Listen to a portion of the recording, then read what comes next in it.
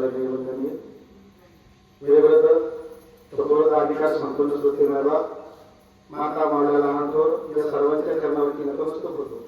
भक्त शिरोमणी हनुमानजी यांच्याही करणावरती साष्टांग प्रणिपात करून तुम्हा सर्व श्रोते बाबांच्या करणावरती नतमस्तक होऊन या ठिकाणी वेळेवरच्या शब्दात कथेचं अनुसंधान ब्रह्मलिंगी स्वतःच हनुमानजीने ब्रह्मदेवाकडे विनंती केली. आता हे ब्रह्मपत्र वाचण्यास सुरुवात झाली. ब्रह्मपत्र कोण वाचतंय? लक्ष्मणजी. ऐकणारी सर्व जसं आपण बसलेलो आहोत तसं सर्व मंडळी बसलेली. या वानरांना आतुरता आहे. हनुमानजीने काय काय पराक्रम केला. हनुमानजीने प्रत्येक त्या प्रवासामध्ये गमन करत असताना 4 पुरुषार्थ केले. त्याच्यामध्ये हा 4था पुरुषार्थ म्हणजे हा मांडण्याची पर्वताला अपेक्षा वाटली मला. अशा महत्वाचा जर मला स्पर्श झाला तर माझा उद्धार होईल. आणि हनुमानजीने त्या ठिकाणी स्पर्श करावा अशी विनंती केल्याच्या नंतर त्या विनंतीला मान दिला हनुमानजीने. मला हनुमानजीचं जी काही शक्ती आहे ती पर्वत सहन व्हायला पाहिजे का? नुसता स्पर्श करावा, कमीत स्पर्श नाही करावा ही अपेक्षा होती त्या ठिकाणी मांडण्याची पर्वताची. आणि म्हणून हनुमानजीला विनंती केल्याच्या नंतर हनुमानजीने मान्य केलं. जाता जाता बोलले काय पाप ताप जाई पीडित ही अवस्था माझ्याकडे नदी वाहत असताना प्रत्येकाचा उद्धार करत जाते. तसं हनुमानजीनं ते धर्म अर्थ काम आणि मोक्ष हे 4 पुरुषार्थ जातीने प्राप्त केले. करत असताना मानवाची विनंती तर मान्य केली. हनुमानजीने मग काय केलं? आंघोळीसाठी गेला पाताळी कपी बेसना रांगोळी सुरासुरी पिटली टाळी यातुरगळी हनुमंत रामचंद्र भगवान की जय. चांगलं कार्य झाल्याच्या नंतर आनंद होतो. सुरुवातीला देवदेवतेची टाळी वाजवली महाराज. नुसती आंघोळी टेकवल्याबरोबर पोट लावल्याबरोबर अंगात ठेवल्याबरोबर पाताळाला जाऊन पोहोचला. पूर्ण झालेला असता तर म्हणजे आंघोळी झाली अति महिना. म्हणून सर्व आनंद वाटला. हनुमानने काय केलं? जेवढे जेवढे काही आले का त्या मार्गामध्ये त्यांचा उद्धार करण्याचं कार्य हनुमानजी करू लागले. सिंहिका राक्षसी दारुण छायाग्रहणे ग्रासील पूर्ण तिचे करुणी विदारण केले उड्डाण हनुमंते. छायाग्रहण तिथं ठरलेला कार्यक्रम होता. समुद्रामध्ये आक्रमण असायचं ज्याची छाया पडली छाया करायची. आणि छाया झाली का गमन कुठल्या जागेवर हालचाल नाही. ती चालत हनुमानजी झाली. उड्डाण तर चालू आहे. पाय आली ते सर्व काही पाय नाही पुढे नाही. मग तिची ही इच्छा पूर्ण केली. म्हणजे कुणाला आहे त्या ठिकाणी वंचित ठेवलं नाही हनुमानजीने. जेवढे जेवढे वीर नाही आता खरं सांगायचं म्हणजे ते सर्व वीर पाठवले कोणी? देवाने पाठवले महाराज. हनुमानची परीक्षा घेण्यासाठी खरंच बलशाली काय खाऊ म्हणजे आपण थोडंसं म्हणून हे सुरुवातीला नव्हता लाभ होते. हनुमानजी जेवढे वीर त्याच्यात युद्ध करत होते. पण कसं करत होते? साम राम गंग वीर पुन्हा मला विनंती केली काय जाऊ दे ना मी राम कार्याला चाललोय तुम्ही हातवत नाही. गेले मुखा बाहेर बरेच काही असणार काय पराक्रम केला हनुमानजीने. तसं तिने छाया धरली महाराज. हनुमानजीला थांबवलं. तिचाही उद्धार केला. पण कसा केला? जिवे मानुनी सिंहिका उड्डाण करिता दीप्त का मागे साडून या लंका पडलंका पावला. पडलंका पावला.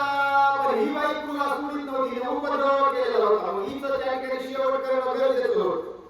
जीवदान तुला द्यायचं तिला वाटत मागं सुरसावाला जीवदान दिलं ना.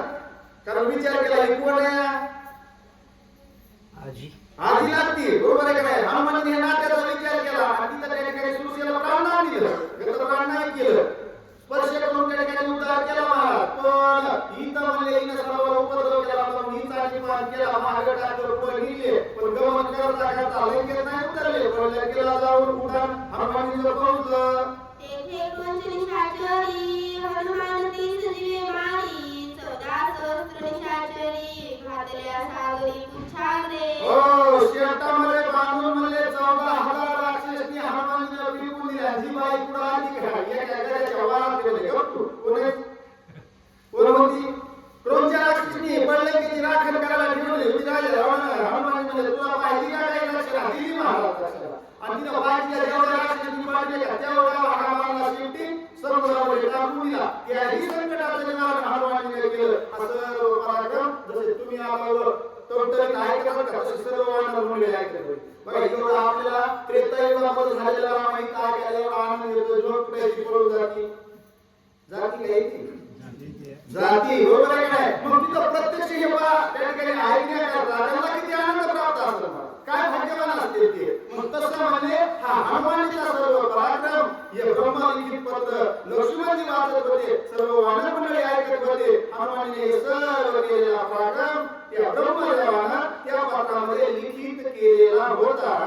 तेथोनी आला लंकेत सीता सुतीच्या कार्यार्थ घरे शोधली समस्त साक्षे तिला विचारलं सांग मला कुठे लंका. तिने सांगितलं मला बरोबर आहे का. तिच्याकडून माहिती घेतली पुन्हा परत आली. मग लंकेत काय केलं सूक्ष्म केलं घरोघर गल्ली महालो माड्या काय ठेवलेल्या हनुमान दिलं. सूक्ष्म रूप धरी शिळाई निघावा बिकट रूप धरी लंका जळावा भीम रूप धरी आसुर सवारे रामचंद्र के काज सवारे. ही हनुमानजीची युक्ती होती महाराज. आणि मग या सर्व युक्त्या करून त्या ठिकाणी म्हणले सीतेचा शोध घेण्याचं कार्य हनुमानजीने केलं. साधावया सीता सुदयर्थ कलह लागल्यास नगरांत सभा नागविली समस्त हळहळीती नागवे. आपलं कार्य सिद्धीला जाण्याकरता कुठेतरी मला काय करावं लागतं सुरुवात करावी लागते. आता हनुमानला काय सांगायला लागला कोणत्या ठिकाणी सीता काय म्हणजे यांचं काहीतरी कळ लावल्याशिवाय तरी आपलं मार्ग मोकळं होणार नाही ना. मग काय केलं शेवटीनं कार्यक्रम केला. सकाळच्या प्रहारामध्ये जेवढी मंडळी राजारामाच्या दरबारात जाऊ लागले त्यावेळेला या शेवटीनं आपलं काम लागलं. डोक्यावर लाडी खाली पडल्या पाण्याने भाजल्या. राजात बसलेले लोक आले घोड्यावर बसलेले लोक आले एकमेकावर एक घेऊन आदळले आणि सर्व केलं पण दिसत कुणी नाही. आदर्श रूपानं कलह लावला भांडण लावलं त्या ठिकाणी महाराज. आणि राजा रामाच्या दरबारामध्ये प्रत्येकाची त्या ठिकाणी दयनीय अवस्था केली. असा पराक्रम हनुमानाने केला. अनेक दीपिका लक्षांतोरी वानरे विजविल्या कुठे करी रावणा डोळे दिले शिरी सभा अंधारी नागविली. किती दिवस होते लावले राजा रामाच्या दरबारात. भारत माता मुझे कुछ नहीं आता मेरे देश की धरती काली धरती रामायण चाललं असंच. राजा रामाच्या दरबारात किती लक्ष दिले होते सुगंधी तेलाचे तुपाचे कर्पुराचे. रामायण चालू आहे कसं 18 लक्ष दिवे राजमान होते राजा रामाच्या दरबारामध्ये. 18 लाख तेवढे शिफ्टीनं विजवले हनुमानजी महाराज. अंधार पडला राजा रामाचा आसन गाठला हनुमानजीने जवळ जाऊन टोले दिले